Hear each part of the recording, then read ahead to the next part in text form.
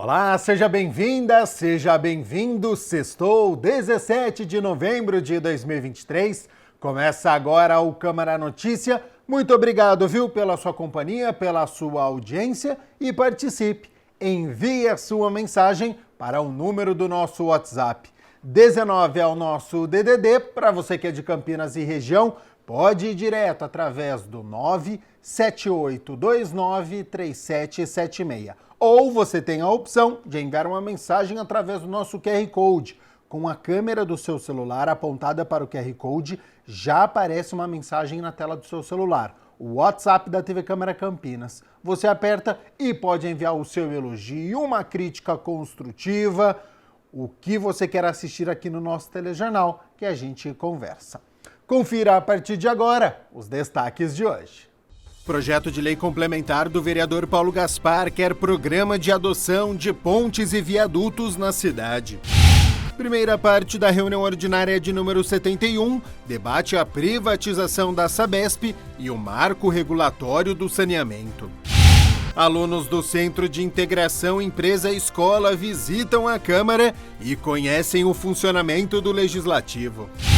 E o fim de semana prolongado já está aí, tem sábado, domingo e o feriado da segunda-feira. Então não perca a super agenda cultural recheada de atrações.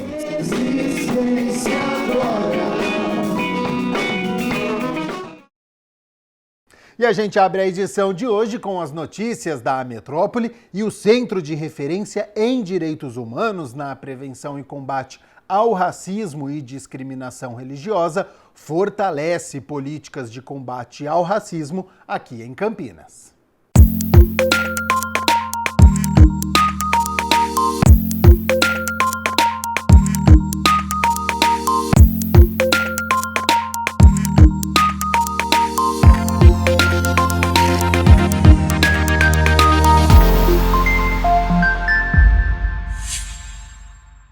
A discriminação e o preconceito relacionado à cor e à raça é uma realidade brasileira, definido como crime de racismo. Em Campinas, o Centro de Referência em Direitos Humanos na Prevenção e Combate ao Racismo e Discriminação Religiosa é um espaço em que profissionais de diversas áreas acolhem, acompanham e encaminham denúncias de práticas racistas. Hoje em Campinas existe uma subnotificação imensa dos dados, né? Isso é de extrema relevância, mas nós estamos, assim, só esse ano de 2023, com 44 casos notificados, sendo 2 deles voltados para o racismo religioso. Discriminar uma pessoa por sua religião, seja qual for, é crime. E ele pode ser identificado quando a pessoa se sentiu discriminada, se foi impedida de acessar um serviço público ou privado, por estar caracterizado de acordo com a sua fé. O Centro de Referência ele acolhe as vítimas de discriminação religiosa como um todo, independente da origem, dessa prática ser voltada para uma religião cristã ou para uma religião de matriz africana. Então, todas as vezes que a gente tem casos ligados a Umbanda, a Candomblé, que são de matriz africana, a origem dessas religiões são africanas, e aí a gente chama de racismo religioso, porque, na verdade, você não está levando em consideração outras religiões. Então, sem diferença, ao longo desses 7 anos, não teve nenhum caso de discriminação religiosa. Caso você seja vítima de racismo ou presencie uma situação, entre em contato diretamente pelo número de telefone 3232-6431 ou compareça pessoalmente no endereço Avenida Francisco Glicério, 1269, 4º andar, Centro de Campinas. Horário de atendimento de segunda a sexta-feira, das 9 da manhã às 5 horas da tarde. Esse acolhimento ele se dá a partir de uma procura que pode ser de livre e espontânea vontade, em algum caso que a gente sabe que tenha uma certa relevância e a gente tenha os contatos, a gente também consegue, faz essa busca ativa para essa vítima de racismo ou de discriminação religiosa. A partir de então, existe um acolhimento psicológico, também existe o acolhimento e aconselhamento jurídico e juntos, né, a equipe, juntamente com a vítima, faz as decisões e encaminhamentos possíveis, que vão ser do nível de judicializar a situação, muitas vezes também não. Né? Muitas vezes essa pessoa ela quer uma mediação. E a partir daí vem a parte mais importante do serviço, que é a parte destinada à reeducação das relações raciais naquele ambiente de trabalho que ocorreu a prática racista ou com aquela pessoa em específico. Então, essa pessoa que foi o autor da violência racial passa pelo serviço e passa por um momento, inclusive, de ter contatos com livros, filmes. A gente incentiva as discussões que demandam uma outra postura diante de uma prática racista que foi cometida no passado, caso tenha sido por engano, desconhecimento, mas a gente sabe que essas situações elas precisam avançar. E pensando nesse avanço, nós proporcionamos aí um momento de acolhida também para esse autor de violência racial.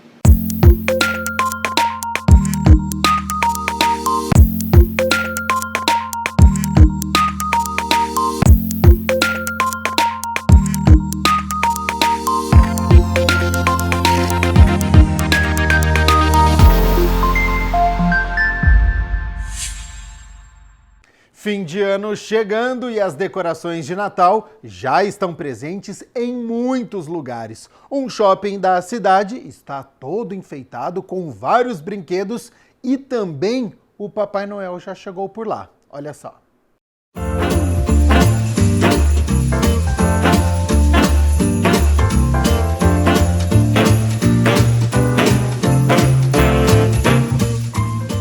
Ah, o Natal! Essa época do ano tão amada e querida para as crianças em vários sentidos. Seja para brincar, ganhar presentes, ver a decoração ou até mesmo conversar com o bom velhinho. Uma missão que muitas vezes fica por conta dos pais. E já que é de graça, fica melhor ainda. Você gosta de brincar, né, filha? Ela tá apaixonada pelo Natal. Então a gente não é daqui, tava passeando, que a gente veio aqui para Campinas hoje. Eu falei, vamos lá passear, tudo. Daí ela já, mãe, eu quero ir no parquinho. Já se encantou pelos coelhos, já gostou dos coelhos, já foi nos brinquedos. Eu achei bem bacana, né? O espaço tá bem legal. Porque a gente lembra de Papai Noel e já lembra do shopping, né? É automático, já vim pra cá. E aí a gente chega aqui, sempre tem uma decoração nova, diferente. Eles sempre pensam em todos os detalhes. Tá tudo lindo, tudo incrível. As crianças aqui conseguem vir brincar, se divertir. Então por isso que a gente gosta muito daqui. E tem um brinquedo que é sem dúvidas um dos mais queridos pela criançada e que sirvam de testemunha o Thor e a Bela. Do escorrega. Escorregador. A inauguração aconteceu no dia 10 de novembro e essa foi a primeira vez que Cecília Dale decorou o shopping Dom Pedro. Ela é referência no segmento justamente por trabalhar com uma decoração mais artesanal e com mais detalhes. A decoração vai estar liberada para o público no horário de funcionamento do shopping. O Papai Noel ele tem um horário específico, mas é importante sempre consultar o site do shopping que tem a informação por dia, que em dezembro existe variação de horários por conta dos dias mais fortes, dias mais fracos, então a gente acaba tendo uma variação nesses horários. Entra no site que tem lá todas as informações. E com todas as opções que as crianças têm para poder brincar, se divertir, visitar e até mesmo conhecer, ainda sobra tempo para conversar com ele, o bom velhinho, o Papai Noel, para fazer aquele pedido mais do que especial no Natal. Isso aí para mim é uma alegria, mas é uma alegria assim, inexplicável. A gente se sente assim, adrenalina na hora que está falando com essa molecada, que essas molecadas são muito original e são muito espontâneos, né? Então falo que vem na ideia, pede aquilo, eles pedem até coisas que você não acredita que eles pedem. Então para mim é tudo isso aí. Ó. Qual foi o pedido de presente mais inusitado que o senhor já recebeu? Olha, o que eu guardo, que eu recebi, uma menininha chegou para mim, Papai Noel, eu não quero presente nenhum. Eu quero que meu pai volte com a minha mãe. Então, é um negócio que, né, te deixa assim, você não sabe o que fazer. É cada pedido pedido assim que vem na hora, você não sabe como responder umas coisas dessas. Por isso, Para você aproveitar a decoração de Natal e o Bom Velhinho, fique atento ao prazo que o shopping fornecerá o serviço. A decoração vai até o começo de janeiro, né? E o Papai Noel até o dia 24 está com a gente aqui marcando presença, que depois ele vai entregar os presentes das casas aí.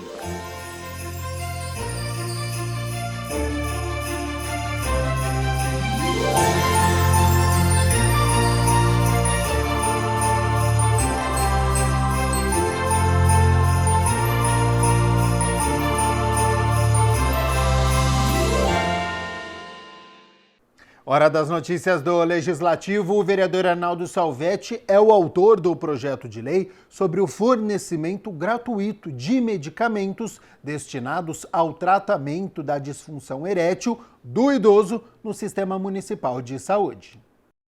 O projeto de lei número 301 de 2023 do parlamentar aborda o fornecimento gratuito de medicamentos destinados ao tratamento da disfunção erétil do idoso no Sistema Municipal de Saúde e outras providências. A intenção é dar para hoje o homem, né, tem vários problemas. Um problema de pressão alta e o idoso é distribuído, né, gratuitamente pelo SUS, pelas farmácias. A questão da disfunção erétil, para o idoso, muitas vezes de 60 anos, é novo ainda. Então, assim, é resgatar a dignidade dele e a autoestima, dando para ele uma oportunidade, para aqueles que não têm condições, de se tratar, né? Porque hoje tem tratamento, e o tratamento é um remédio. Então, tendo um remédio gratuito para aqueles que são medicados, né? Lógico, com medicação, com médico receitando, que tem um remédio na rede pública também. O idoso está no estatuto, o idoso tem direito à medicação. E eu acho que é muito importante a gente dar essa autoestima ao idoso, que é esse remédio. A disfunção erétil é a doença mais comum entre os homens. Segundo estatística, 10% dos homens entre 40 e 70 anos possuem algum tipo de disfunção erétil, mas apenas 30% desse pessoal procura ajuda médica. Muitas vezes a pessoa tem até vergonha, né? Hoje a gente está no século XXI, mas as pessoas ainda têm vergonha de ir na farmácia comprar, ou muitas vezes já não têm a condição financeira. E muitas vezes o idoso tem a vergonha de ir lá comprar. Então nós estamos tentando, inclusive, estimular que o idoso procure o médico, tendo esse remédio gratuito, fazer campanhas no município, campanhas que venham a dar essa nova vida para o idoso, né? Essa nova autoestima, né? Para ele poder se tratar e se cuidar. Eu acho que hoje a questão do idoso, ela passa os parâmetros da vida que tem idoso hoje. Tem pessoas que já estão chegando a 90, 92 anos. Antigamente eu falava que o idoso era 60, hoje não é mais 60 anos. Né? Já está com uma idade mais, ele está ficando mais velho, nós estamos ficando mais velhos. Então acho que tem que se tratar o homem e é direito dele, direito está no Estatuto do Idoso, ele tem que ter um remédio na rede pública. O vereador ainda destaca a conscientização do Novembro Azul para a população masculina. Está aí o Novembro Azul, por que não dar esse presente para os homens da cidade de Campinas ter o direito dessa medicação? O vereador Paulo Gaspar protocolou um projeto de lei complementar para criar no município de Campinas o programa de adoção de pontos e viadutos. Olha só. O projeto de lei complementar de número 106 de 2023, de autoria do vereador Paulo Gaspar, institui o programa de adoção de pontes e viadutos no município de Campinas. Então, você tem desde cuidados com rachadura, trinca, sujeira e outras coisas que podem acontecer, bicho que bate ali, suja tal, vai manchando, vai ficando feio, né? Pichações. Então, de repente, pode ceder aquele espaço para fazer um grafite, que é uma pintura artística, aí você precisa cuidar daquilo também. Então, o objetivo é deixar a cidade bonita em primeiro lugar e também oferecer um ganho para quem está patrocinando isso. O legislador relaciona a sua proposição com o projeto de adoção de praças. No caso da praça, né, o principal interesse, além de cuidar do patrimônio, é fazer a publicidade. Então, as empresas ou alguma associação coloca uma placa e faz a publicidade. No caso da ponte é a mesma coisa. Tem pontes que estão em locais estratégicos, onde a propaganda fica interessante para o para o patrocinador. Em outros lugares nem tanto, mas é necessário o cuidado daquela ponte. Então ela pode fazer o cuidado numa ponte, num local, e fazer a publicidade em outro local também. Então, a essência do projeto é aproximar a sociedade civil e as pessoas jurídicas dos equipamentos públicos da cidade, cuidando, embelezando e otimizando esses espaços junto com o Poder Executivo. Se aprovada a matéria, Campinas terá mais espaços como esse no Viaduto Laurão, uma galeria de arte em pleno entroncamento de importantes avenidas da cidade. mas o principal objetivo é a gente cuidar do patrimônio, que muitas vezes essas pontes e viadutos estão abandonadas aí, então é mais uma chance de ter uma contribuição cidadã, onde os dois estão ganhando, tanto o poder público quanto a iniciativa privada. O parlamentar aposta na adesão popular do projeto. Mas eu tenho certeza que vai ter uma boa acolhida, até porque a gente já fez aquele pedido para o Poder Executivo da concessão dos espaços embaixo dos viadutos, que aí pode juntar as duas coisas. Então, no caso do Largo do Pará, que tem um viaduto famoso aqui, né, que é o Chiu Steinberg, pode um comerciante fazer um comércio embaixo do viaduto, uma lanchonete, um espaço público interessante, e ao mesmo tempo ele também cuidar desse viaduto, e ao mesmo tempo ele já está fazendo as duas coisas, tanto a concessão quanto cuidando do local. Em outros casos ele vai poder fazer isso de forma separada. Uma cidade bonita, organizada e funcional deve auxiliar no sentimento de pertencimento. É o que falta para o brasileiro em geral, né? Esse pertencimento, esse sentimento de pertencimento com a cidade, com o país, com a coisa pública, né? Então, realmente, se tivesse esse cuidado, não precisaria daquele outro projeto nosso que era premiar denúncia de cidadãos contra vandalismo e pichações, né? Que é uma outra, são três enfoques aí diferentes para o mesmo tema, né? Com sentimento de pertencimento, a gente cuida do patrimônio, seria uma maravilha. A primeira parte da reunião ordinária de número 71 debateu sobre a privatização da Sabesp e o marco regulatório do saneamento. A iniciativa foi do vereador Gustavo Peta. Na segunda-feira aconteceu a primeira parte do debate sobre a privatização da Sabesp e também as novas perspectivas do marco do saneamento que está em discussão nacionalmente. Presidida pelo vereador Gustavo Peta, que traz José Fajan, presidente do Sintaema, o Sindicato dos Trabalhadores em Água, Esgoto e Meio Ambiente do Estado de São Paulo, e Renan Roncolato, presidente do Sindai, Sindicato dos Trabalhadores da Indústria, da Purificação e Distribuição de Água e em Serviços de Esgoto de Campinas e região. A privatização da Sabesp, apesar de Campinas ter optado historicamente por constituir a sua própria empresa para saneamento e direito à água, a privatização da Sabesp poderá abrir um processo muito nefasto e ruim para o conjunto da população do nosso país. Além da privatização retirar do Estado, do poder público, o controle sobre um direito fundamental, que é o direito à água e o direito ao saneamento, a privatização da Sabesp poderá, na minha visão, abrir um processo de privatização das demais empresas públicas do nosso país. A água é um direito humano reconhecido pela ONU e por esse motivo nós entendemos, tenho certeza que os nossos companheiros aqui de Campinas também têm a mesma compreensão de que isso não pode ser tratado como mercadoria, né? E infelizmente o que a gente vê hoje, não só sobre a Sabesp, mas sobre o setor de saneamento como um todo, um processo, né, de privatização. Para Renan, presidente do Sindai, o fato de privatizar a situação faz com que a cidade ande na contramão do mundo, além de citar exemplos de outros lugares que privatizaram companhias públicas. Hoje nós temos aí elementos que faz com que a gente consegue analisar esse processo de privatizações, como o Fajan mesmo aqui falou um pouco.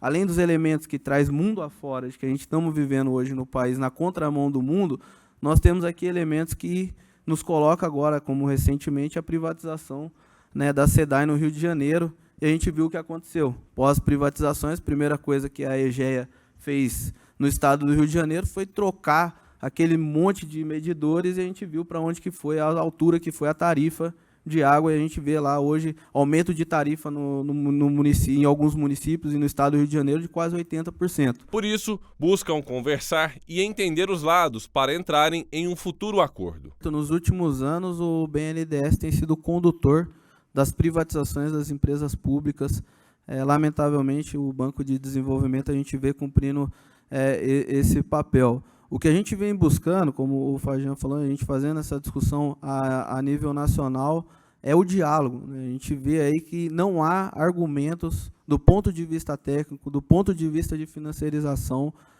as privatizações do saneamento básico. Mas para isso a gente precisa realmente dialogar, e o governo aí está disposto a dialogar. Inclusive agora, semana que vem, se não estiver enganado, dia 23, né, Fagian, a gente tem um ato na frente da 23, né, num ato na frente do BNDES, já com alguns pontos de pauta, e é nesse sentido do BNDES voltar a cumprir o seu papel aí de realmente financiarização e de incentivo às empresas públicas. A gente tem uma luta jurídica que aponta várias distorções, essa da IFC, a dos conflitos de interesse de diretores e do presidente,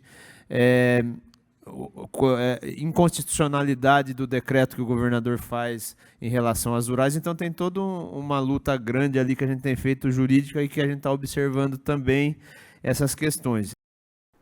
E olha só, alunos do CIEE visitaram ontem a Câmara Municipal e bateram um papo com a vereadora Paola Miguel e também com o vereador Igor Diego. Olha só. No plenário José Maria Matozinho, os alunos conheceram a história da Câmara Municipal e um pouco da cidade de Campinas, por vídeo institucional que foi exibido. Um dos objetivos da visita era fazer com que os estudantes entendessem como funciona a Câmara, o que é, quais as funções dos vereadores, entre outras coisas. Bom, pensando na participação ativa dos jovens, né, dentro da cidade, nós achamos interessante trazer eles aqui para exercer esse papel de cidadania, né? Então a gente conversou com as pessoas que conhecíamos, né, e conseguimos arrumar, né, ajeitar essa vinda deles aqui para conhecer a Câmara, esse espaço tão importante e que eles conhecem muito pouco ainda, né? Então, nós articulamos para que fosse possível isso. É muito gratificante, junto com a vereadora Paola, poder explicar um pouco dos nossos desafios, né, do dia a dia do vereador e o principal, conscientizar os nossos jovens como que é um processo legislativo e as dificuldades, desafios e a participação, incentivando eles a participarem. Fiquei muito feliz de ver tantos jovens hoje aqui na Casa do Povo, que é a Câmara Municipal de Campinas, poder compartilhar um pouco da nossa trajetória e inspirar eles, inspirar que sim, aqueles jovens que querem usar da influência política para potencializar as benfeitorias, os seus anseios, as suas reivindicações podem contar com essa Casa Legislativa. Foi muito gratificante. E durante o bate-papo com os alunos, os vereadores conversaram com eles sobre diversos temas. E um deles que foi tratado é com relação à participação de uma pessoa normal dentro de um partido.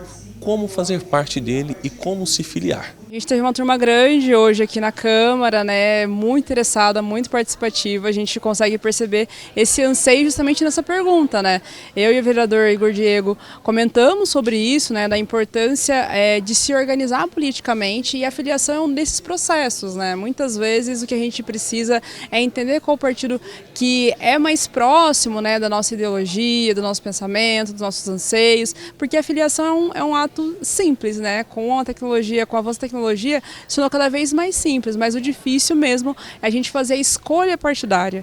Então, saber que eles já estão interessados, né, na filiação, para que futuramente, espero, consigam também ocupar esse espaço aqui da Câmara, se candidatarem, né, se tornarem vereadoras, vereadores e que possam mudar diretamente a política da nossa cidade, é fundamental e muito gratificante. E para eles, foi um momento único de aproveitar as lideranças da cidade para conversar sobre os mais diversos temas. De fato, uma experiência que a gente pode ter, de fato, uma imersão, conhecendo os vereadores, parlamentares, né? De fato, é importante para que a gente conheça quem nos representa aqui dentro. Qual foi a sua principal dúvida que foi sanada aqui? Acredito como eles vivem, que muitas das vezes a gente imagina que são outros seres humanos, né? Diferente do nosso, da nossa vida, do nosso cotidiano. Acho que essas e algumas outras dúvidas que foram tiradas dos meus colegas também. A minha maior dúvida foi sobre a questão musical e artística, a área da arte da rua, onde eu tinha bom grupo ali, a gente debateu bastante, a gente conheceu eles, a gente debateu sobre a questão musical, onde ele apresentou projetos sobre a Estação Cultura, bastante projetos, bastante sobre musical, então é uma coisa bem presente que a gente vê a cultura em Campinas, onde traz a cultura da rua mesmo, onde a gente se expressa e onde a gente consegue respostas. E lidando com eles hoje, tirei muitas dúvidas, consegui muitas respostas e acredito que é um bom partido onde a gente consegue ter confiança.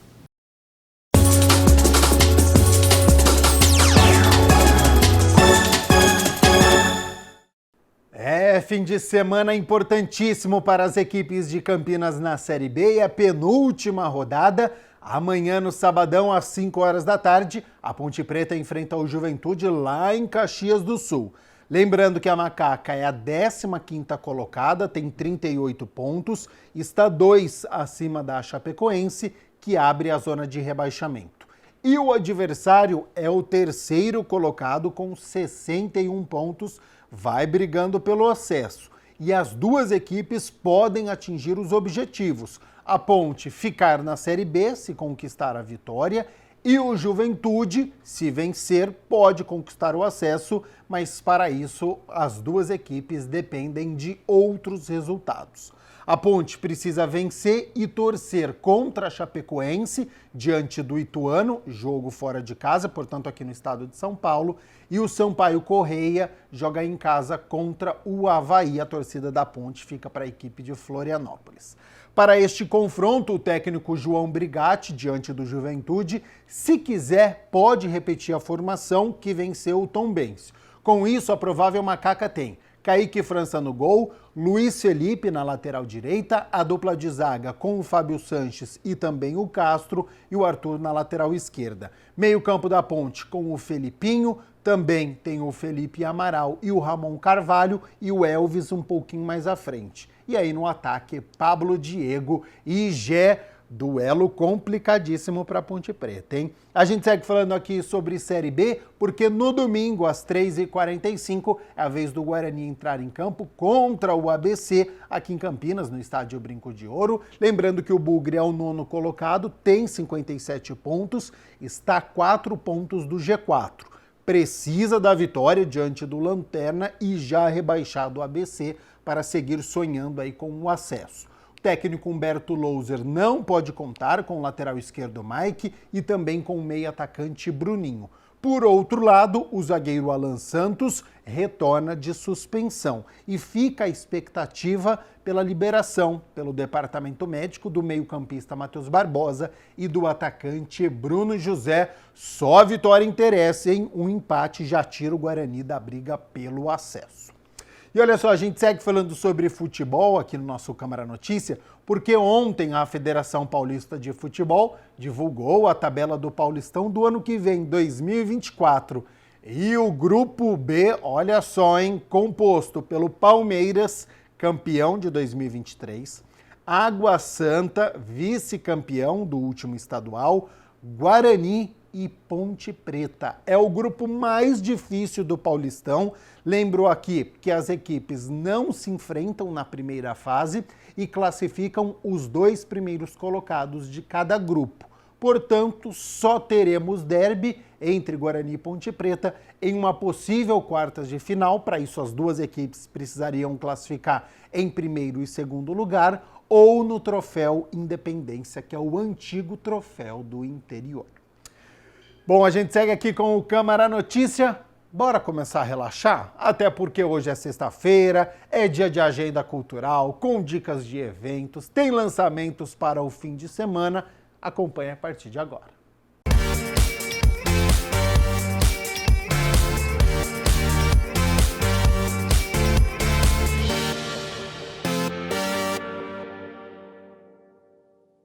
Estreia! O coletivo Pretas e Pretos lança hoje o primeiro EP Resistência, produzido para o mês da consciência negra, com 5 composições gravadas, sendo 4 delas autorais e uma interpretação do clássico tributo a Martin Luther King. Que é uma música que a gente acredita muito, então essa composição de Wilson Simonal com Ronaldo Boscoli, homenageando Martin Luther King, que sempre lutou pela igualdade de todas as raças, veio ao encontro assim do nosso grupo e nós gravamos ainda mais com a bênção de Wilson Simoninha, né? Então foi muito importante pra gente, porque essa canção marcou assim essa inauguração, essa oficialização desse grupo que representa não só o Instituto Anhelo, mas toda a nossa comunidade, que na sua maioria aqui na periferia é composta por pretas e pretos. Inspirado na representatividade e causa antirracista, Simone Janita, que é uma das cantoras do coletivo, recomenda com muito orgulho todo o repertório. O EP tá maravilhoso, com composições lindíssimas, assim, os compositores maravilhosos, Resistência, Tributo, Carapuça, todas as músicas estão muito boas. Tem a Samba Colar, que também tem a participação do Valmir Borges, só ouçam. Todas as 5 faixas estão disponíveis nas principais plataformas digitais. Não perca!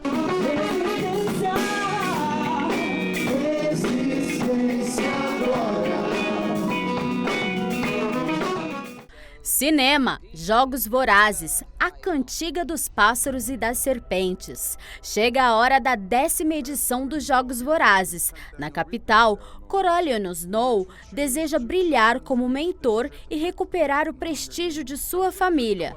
Com o peso do futuro nas mãos, a missão não será fácil, pois a garota tributo do Distrito 12, o pior de todos, será sua pupila. A situação piora, pois ele se apega à jovem e qualquer escolha poderá significar a diferença entre o sucesso ou o fracasso, nesta batalha épica e mortal.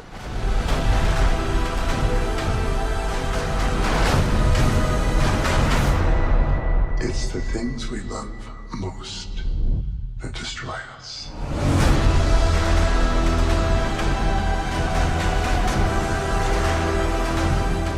Passeios de Natal no ônibus da CCTC já começaram. A ação faz parte do Natal Caminhos dos Sonhos, com um ônibus que é um ícone do transporte público de Campinas e vai circular em 2 horários, às 8 e 9 horas da noite. Os passeios vão até o dia 23 de dezembro.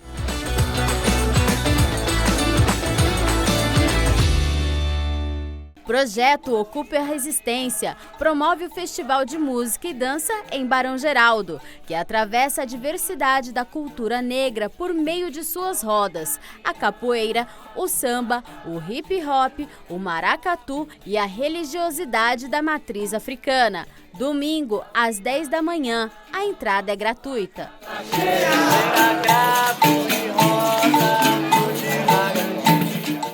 Olá pessoal, tudo bem? Você que está aqui no Teatro Oficina do Estudante aguardando o próximo espetáculo, eu aproveito para anunciar que estarei aqui no dia 18 e 19 de novembro com meu show de humor 100% cacau. Eu espero vocês. No domingo, às 3 da tarde, no Teatro Oficina do Estudante, tem Os Três Porquinhos, com a companhia Artimanhas, que vai estar presente fazendo com que as crianças ajudem os porquinhos a construir as casinhas tão sonhadas. Gostoso, quero trabalho bem longe de mim. Papai Noel chega ao Unimart Shopping no domingo. O público poderá receber o Bom Velhinho a partir das 4 da tarde na praça de eventos. E amanhã tem o show do Péricles, às 8 da noite no Chapéu Brasil. Só eu senti amor.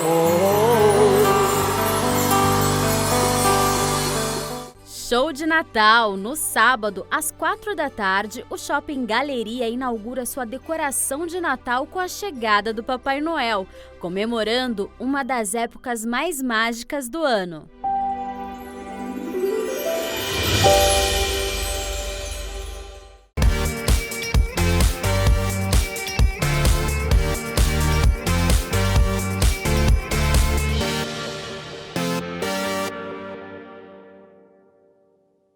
Olha só, você sabe a importância da Lei 10.639 de 2003, que obriga as escolas de ensino fundamental e médio a ensinarem sobre história e cultura afro-brasileira.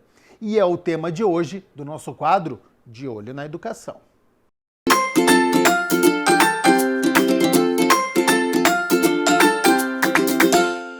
Bom, é o quadro De Olho na Educação e olha só, pessoal, que assunto importante, Lei História Afro.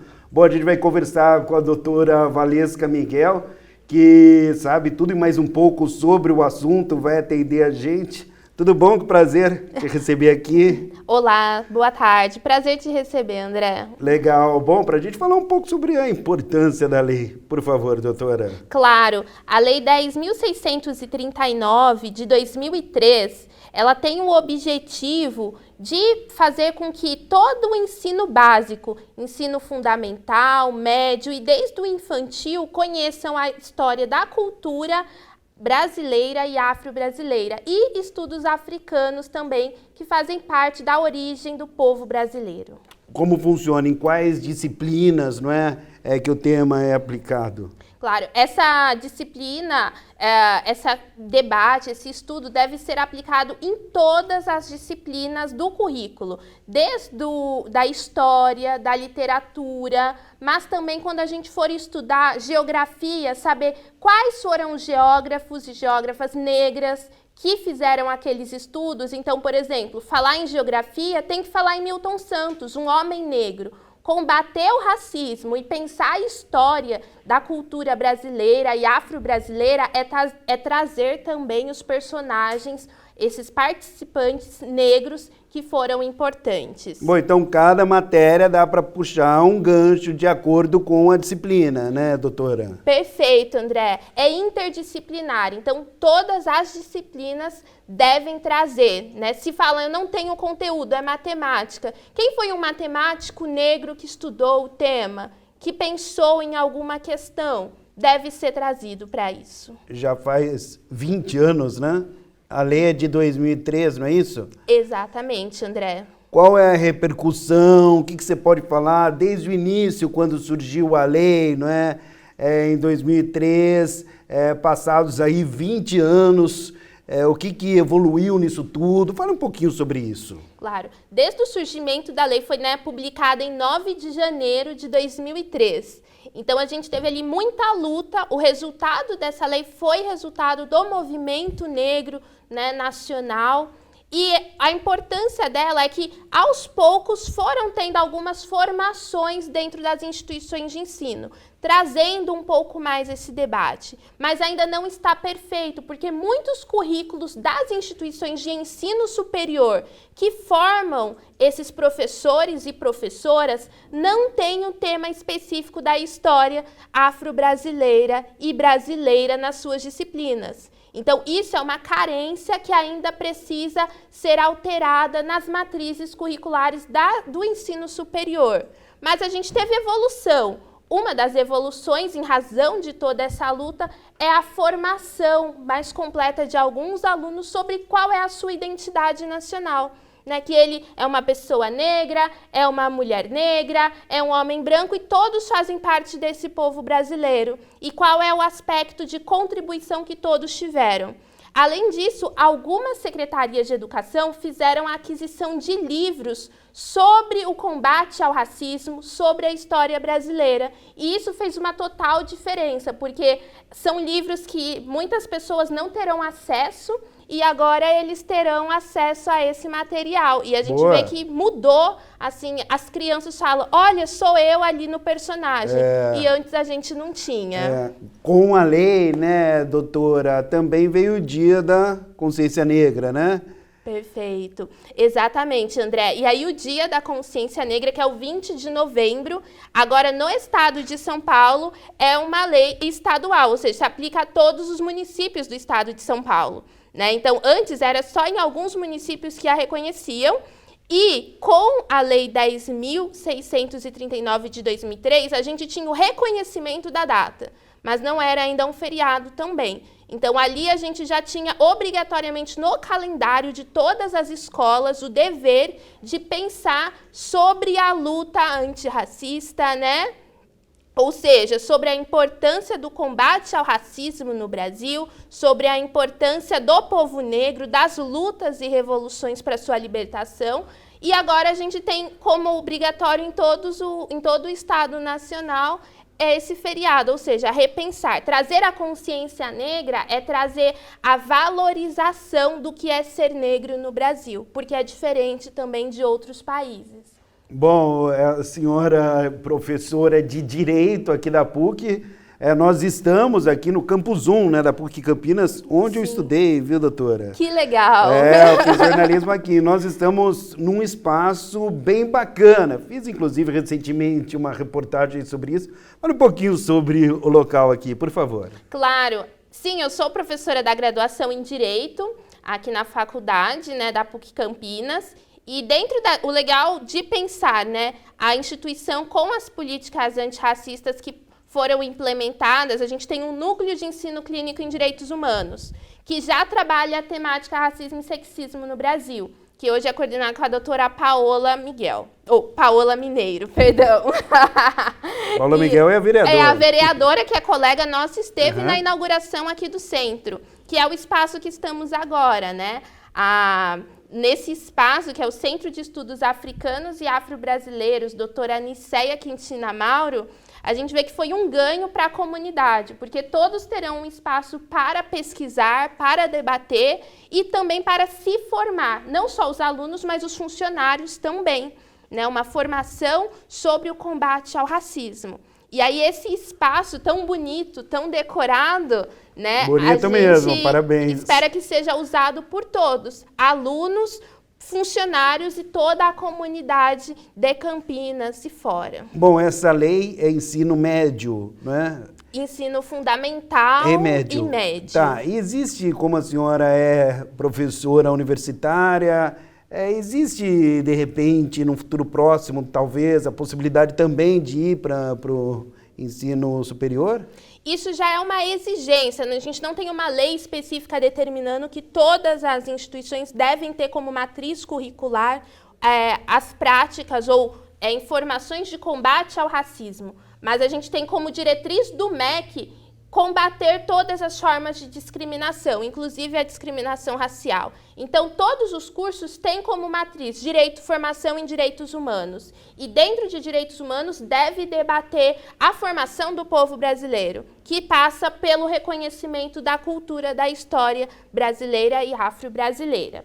Para além disso, né, as disciplinas elas não têm como ser compreendidas se não pensar o combate ao racismo. Então, é largar o pensamento eurocêntrico. Isso não tem lei dizendo, mas entende-se que uma instituição que busca o crescimento e desenvolvimento e formação adequada tem que trazer isso como base dentro das suas matrizes. Então, por exemplo, eu dou o direito constitucional e direito administrativo, né? Eu ministro essas disciplinas.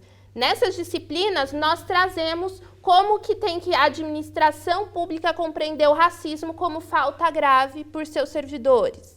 Quando a gente trata de direitos humanos, traz a temática racismo e sexismo.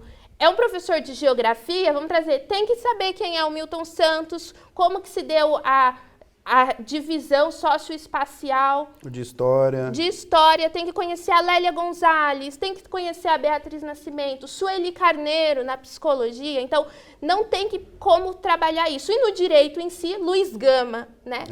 O advogado, o primeiro que estava lá lutando. Então, se não conhece isso, não tem uma formação completa. Boa. Quais suas considerações finais? Eu só tenho a agradecer, né, o espaço, André, a todos e todas que vão nos ouvir, a equipe, porque ter esse espaço já é uma forma da gente estar ampliando mais o debate sobre o combate ao racismo, sobre as violências e desigualdade. E ela não se faz dentro dos muros, ela se faz com o coletivo. Então, eu agradeço e eu, assim, falo a todos e todas, estamos aqui no Centro de Estudos Africanos e Afro-Brasileiros, doutora Aniceia Quintina Mauro, à disposição para recebê-los. Todos são bem-vindos. Valeu, obrigado. Obrigada, André. Bom, é isso aí, galera. Eu sou André Aranha e já sabe, né? Tô sempre de olho na educação. Tchau!